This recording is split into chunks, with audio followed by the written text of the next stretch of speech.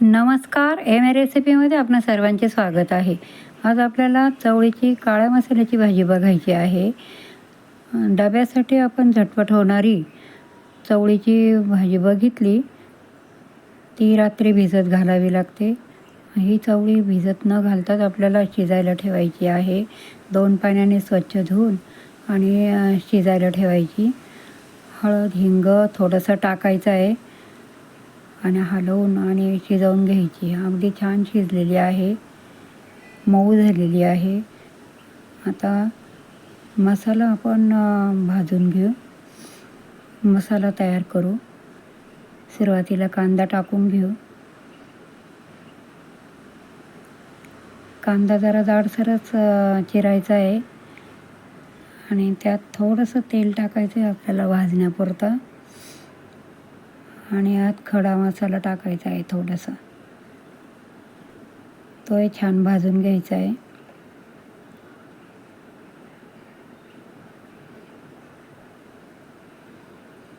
ओलं खोबरं मी यात टाकते आहे. ओलं खोबरं टाकायचं आहे थोडंसं. ते सुद्धा छान भाजून घ्यायचं आहे. खूप छान लागते ही आमटी. छान भाजून झाल्यावर आणि गार झाल्यावर आपल्याला ते वाटून घ्यायचं आहे. बारीक वाटून घ्यायचं आहे थोडं पाणी टाकून. वाटून झालेलं आहे. इकडे मी तेल तापायला ठेवलं होतं. तेल तापले.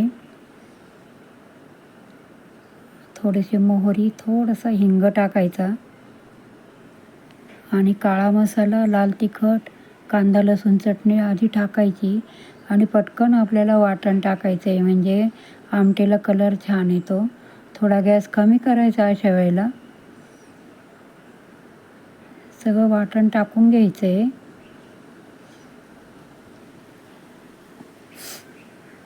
आणि छान परतून घ्यायचं आहे अगदी. त्यातच आलं लसूण पेस्ट टाकायची आहे आपल्याला. आपण मसाल्यात लसूण घेतला नव्हता, आलं घेतलं नव्हतं. डायरेक्ट आता मी पेस्ट वापरते आहे यात. छान परतून घ्यायचं आहे. छान तेल सुटलेलं आहे. तेल सुटोस्तरच परतायचा असतो मसाला, म्हणजे चव छान लागते. थोडीशी हळद टाकली आहे.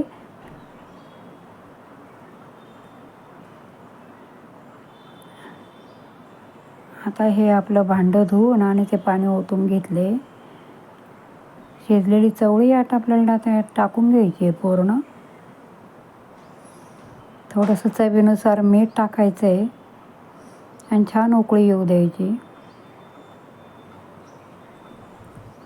उकळी आली तरच छान लागते ही आमटी. आणि टाकताना गरम पाणी टाकायचं आहे. गरम पाण्याचाच वापर करायचा. गरम पाणी आधी करून घ्यायचं.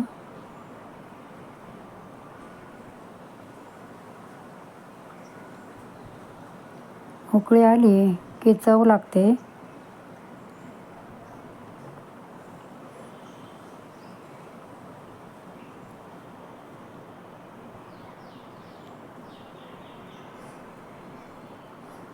खूप छान उकळी आलेली आहे.